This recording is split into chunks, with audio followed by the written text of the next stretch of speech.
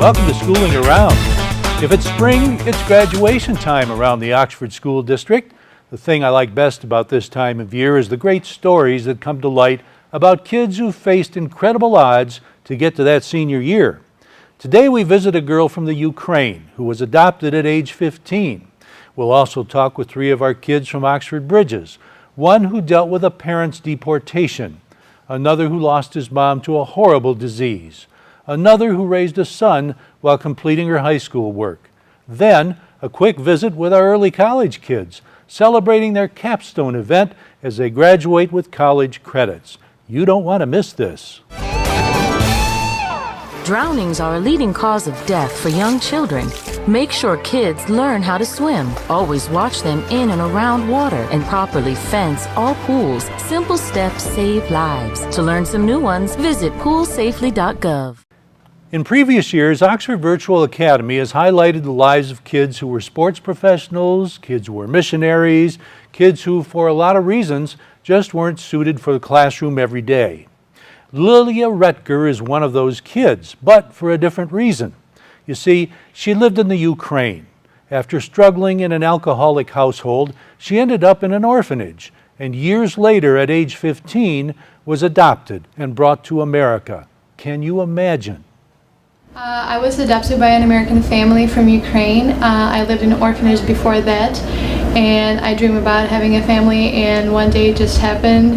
And How old were you when you were adopted? I was 15.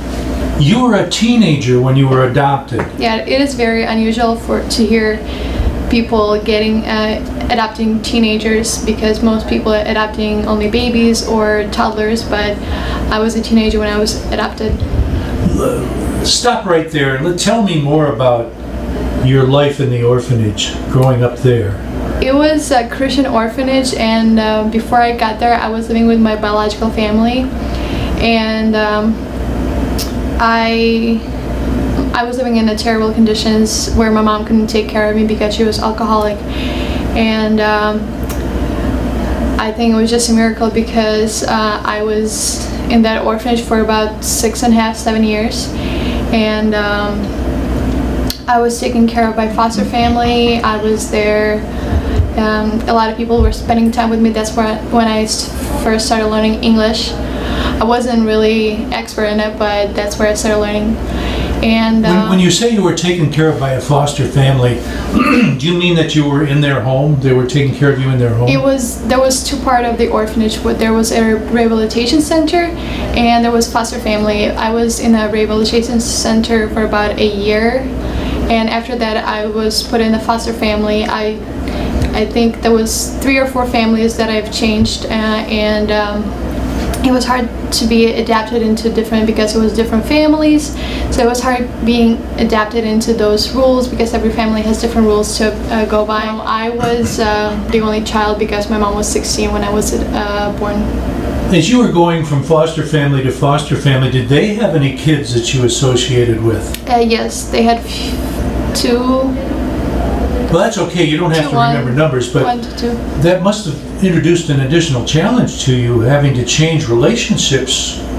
Yeah, it wasn't really hard because I'm a social person and I can get along with anyone, but it was hard to see, because I didn't have family, so it was just incredible. It was kind of sad to see because those families, they had a bond with their between themselves, so parents and kids, and plus on top of it, it was difficult.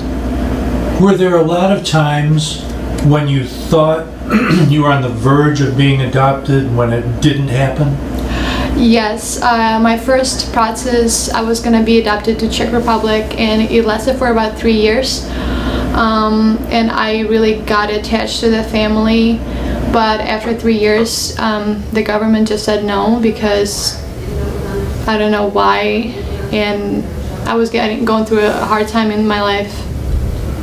So you were forced to move from people you loved? Yes. Did you go back to the orphanage then, or what? I was living in the orphanage in that time.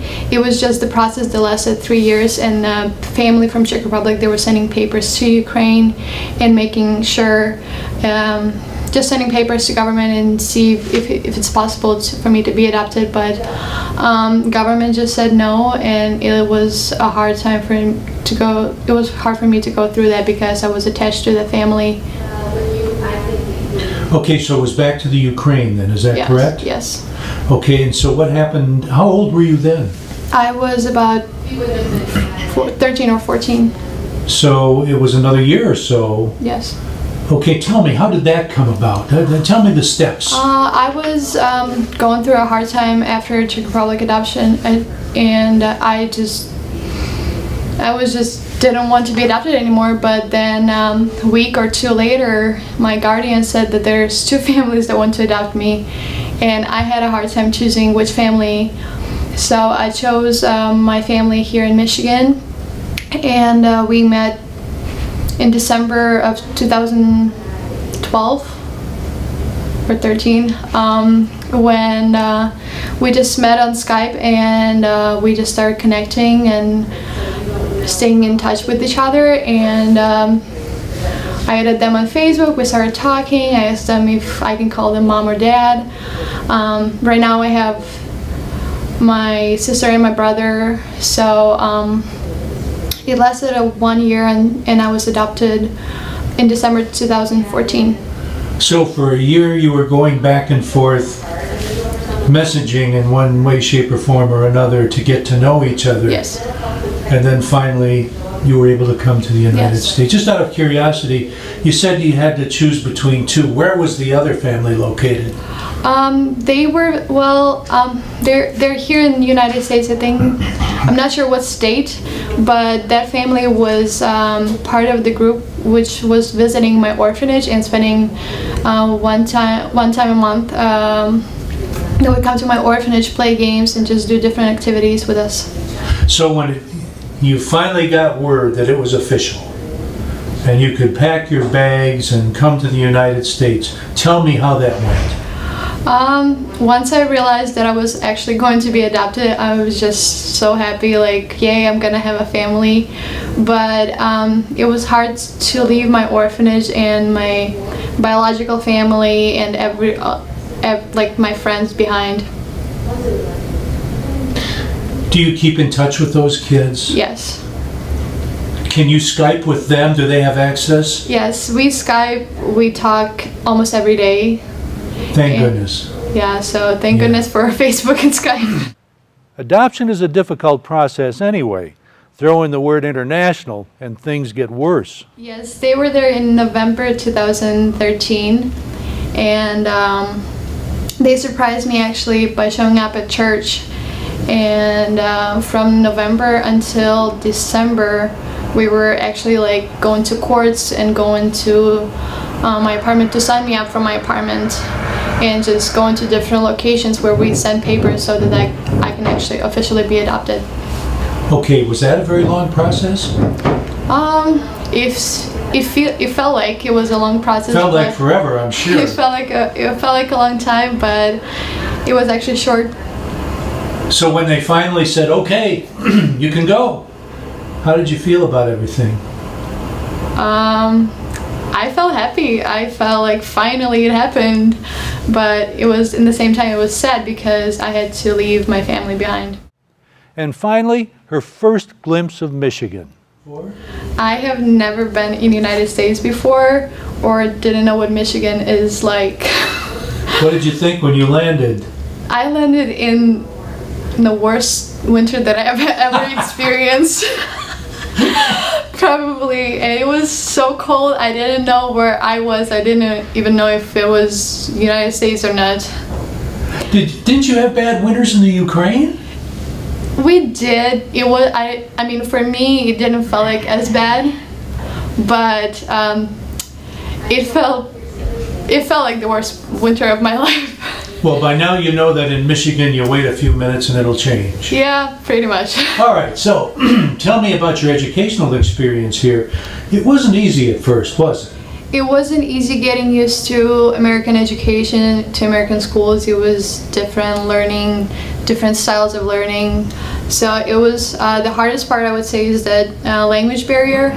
It was just hard to learn like a new kind of style of like English, and it was hard getting adapted in American education. So, but I think once I was at OVA, it was easier for me because I realized that teachers here are always there for you no matter what. They're gonna make sure that you succeed in your classes. They make sure that you stay on top of your tasks. Now, did you know any English when you were in the Ukraine? I did, because some of the kids that were also getting adopted from my orphanage, they couldn't communicate with their parents.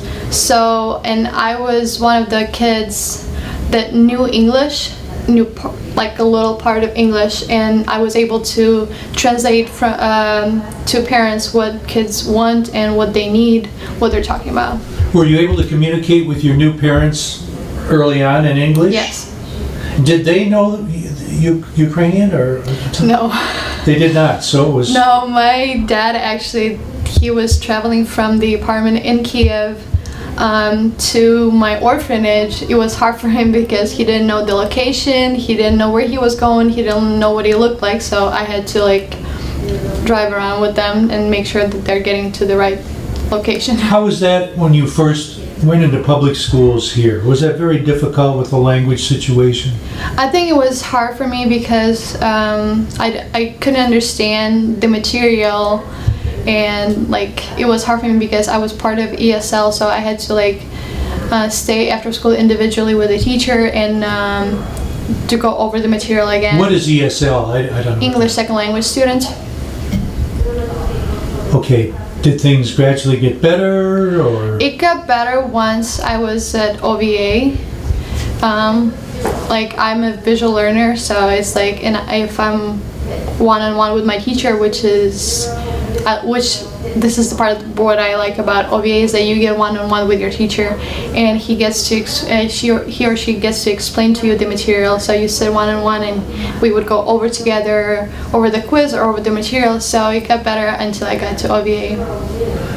When you started OVA, you were a little behind in your education, weren't you? Didn't you tell me that? Yes, I had to catch up with my credits to make sure that I graduated on time.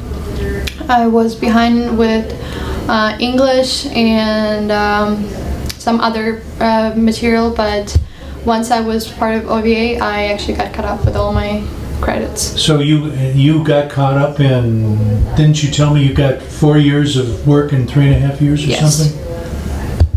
Is that what it was? Yes, yeah. Go ahead. Yeah, it was, I took some summer school classes and made sure that I'm staying on top of my tests where I'm supposed to be. So what are you going to do next? After I graduated from Oxford Virtual Academy, I'm going to go to Oakland Community College and pursue a degree in translating, and hopefully go back in future to Ukraine and work in my orphanage in Ukraine. Next, we visit with 3 kids from Oxford Bridges with incredible odds.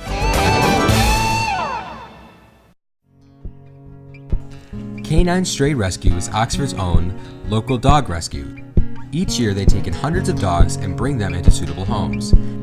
A certified nonprofit organization, Canine Dog Rescue strives to give pound dogs a new leash on life. To donate, adopt, or even volunteer, call them at 248-628-0435 or go to their website dogsaver.org and click on the Canine Stray Rescue League link. To a lot of folks, Oxford Bridges High School is the place where poor students go. What most people fail to realize is the kind of issues many of these kids deal with. Take Jorge Gaeta. My parents immigrated here in Michigan, and we just been moving around house to house. My mom and dad both working, my dad working construction, my mom working in restaurant. Then my grandparents also came up here, and them coming up here like helped my mom, like, because they could babysit me while they were doing their job. And then one day my dad got deported. What happened with that? He was walking out of my grandparents' house while they were looking for someone, and ICE or immigration came to my grandparents' house, and they took my dad into custody because he didn't have paperwork or anything. That had to be a shock to the family. Yeah. What did you guys do? Well, like, we tried calling, we tried getting lawyers, we tried to do everything we could, but by the time we tried, like, he was already getting shipped off and deported to Mexico. And so then at that point in my life, I was only with one parent, and that was my mom. And my mom only had me and then my brother, which was just barely being born. So How long ago was this? this was when I was 6. 6 years old. So we were moving around from house to house and my mom had to work 2 jobs. She's always worked 2 jobs, and she's always stayed strong for me and my brother, even when, like, life was hard. So how did you feel about starting high school? At that point in my life, I just didn't know, like, what to do with myself, and I started failing classes. I started not caring. But then Jorge's mom gave him an ultimatum. He had to shape up or else. By that point, I already knew I was failing so many classes that they told me I had to come to Bridges. And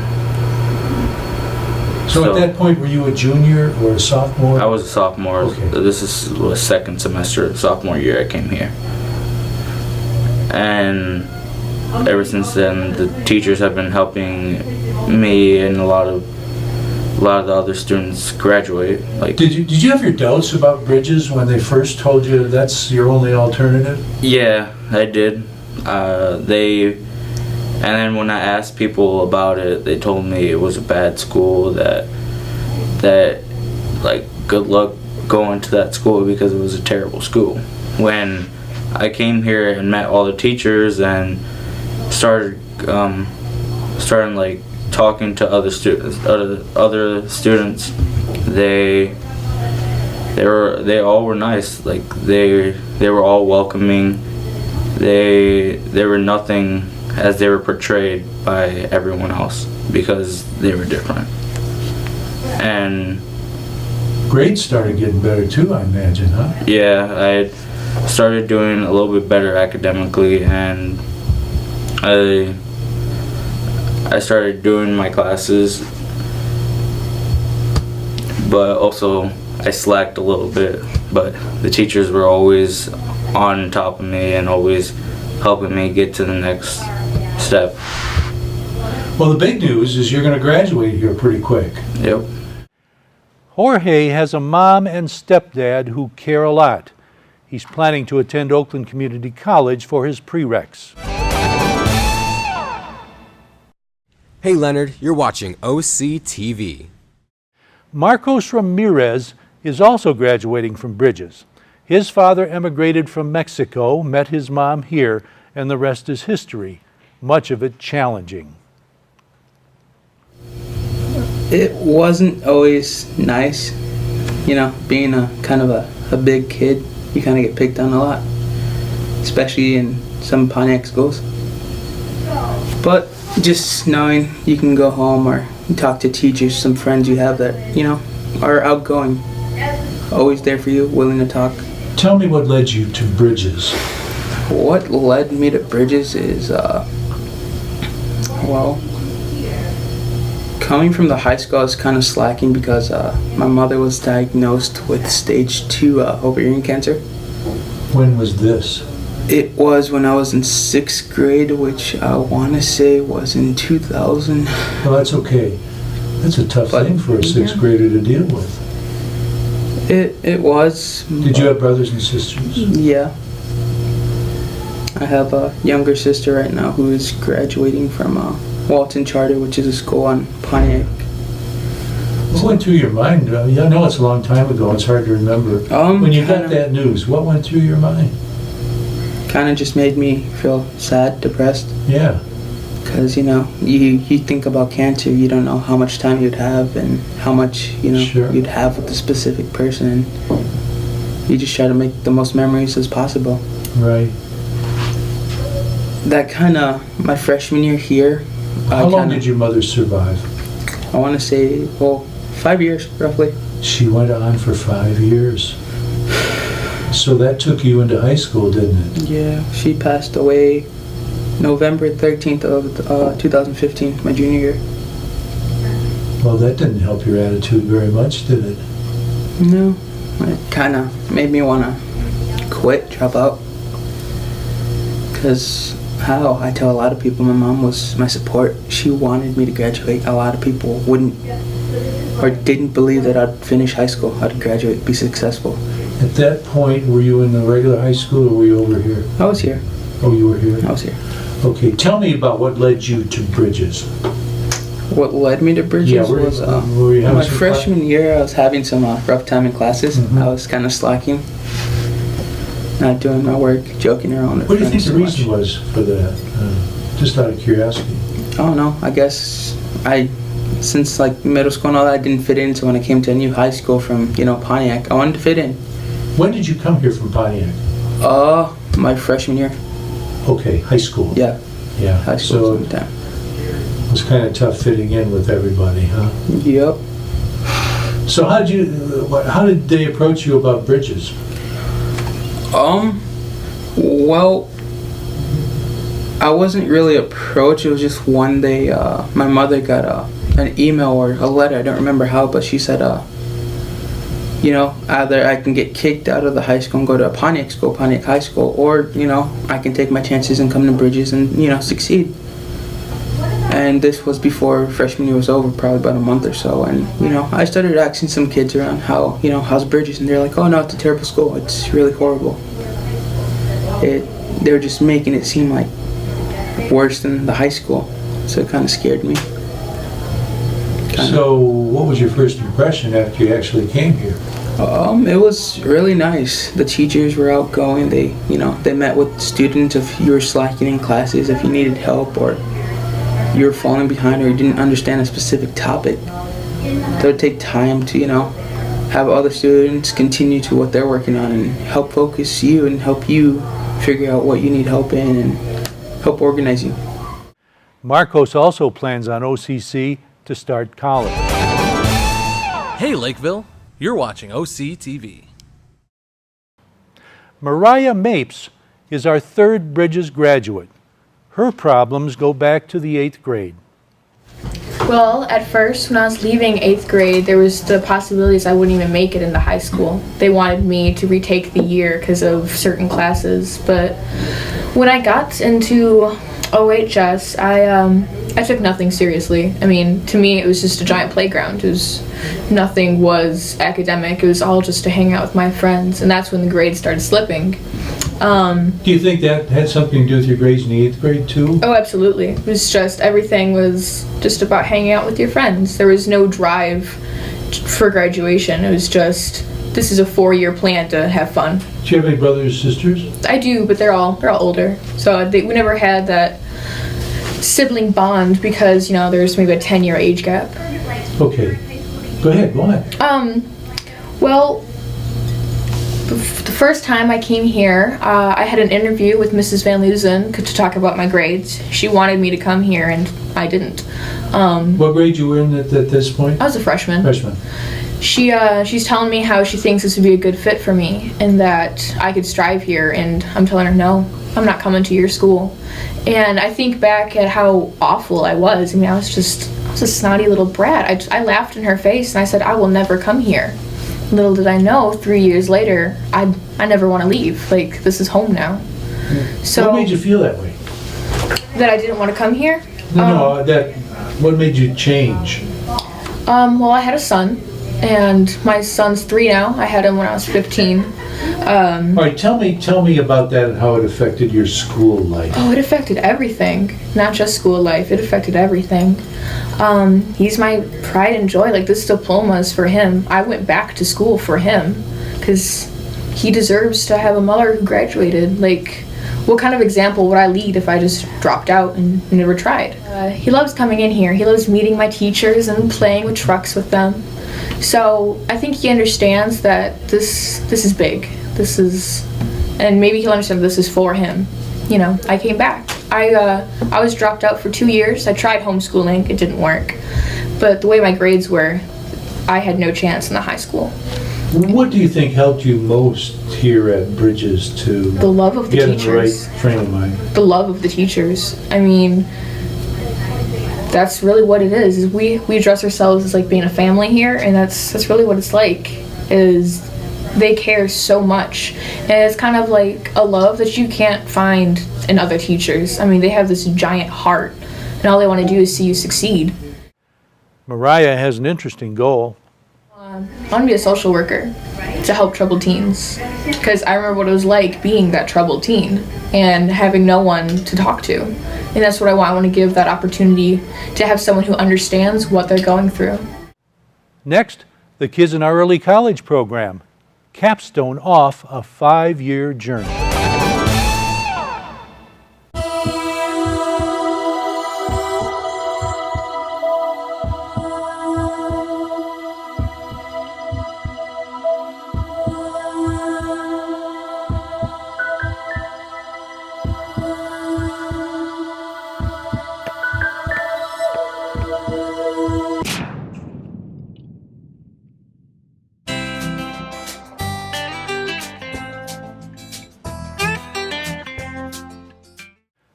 Mark Suckley heads up the Oxford Early College program.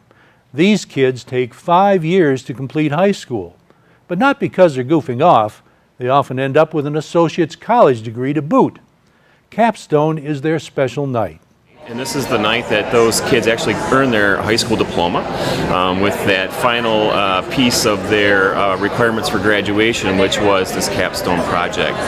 The students have spent basically this last year developing all the things that they've done, and hopefully you'll take a walk through and be able to see all the things they do, and hopefully you'll get a chance to interact with some of the children. How many kids do you have going through the program? Through the program or today? Today there are 21 students that are here. One couldn't make it, so there's actually 22 graduates this year for the early college. Kristen Ewald is one of the program's success stories. Yes. It's a big night for you. 5 years to get to this, is Yeah. that right? Yes, it took 5 years to go through the program. And this is the early college program. Correct. Oxford School's early college. So how many credits towards college do you have? I earned over 62, which is an associate's degree, and I think 55, 56 will transfer. That's wonderful. Where do you Yeah. plan on going to college? I'm going to go to U of M Dearborn. And what do you hope to be?